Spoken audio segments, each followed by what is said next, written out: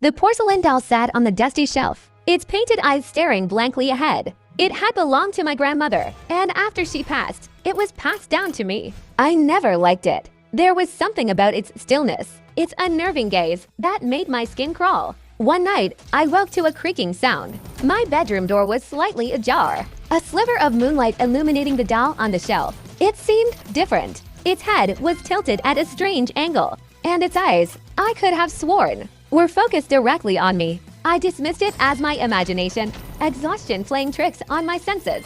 But the feeling of being watched persisted. Every time I entered the room, the doll's gaze followed me. I tried to ignore it, to convince myself it was just an inanimate object. But the unease grew, festering like a wound. Then the whispers started, faint at first, barely audible, like the rustling of silk.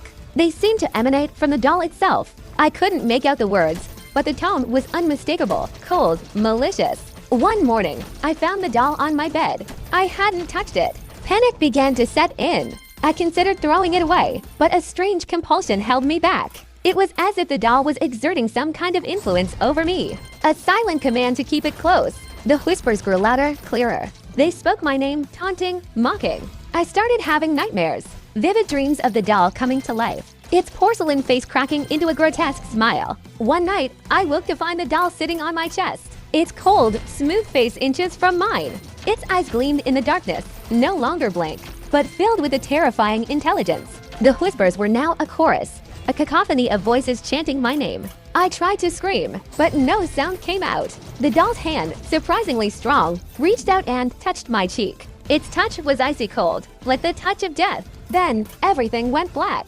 I woke up the next morning in my bed, the doll back on the shelf. Had it all been a dream?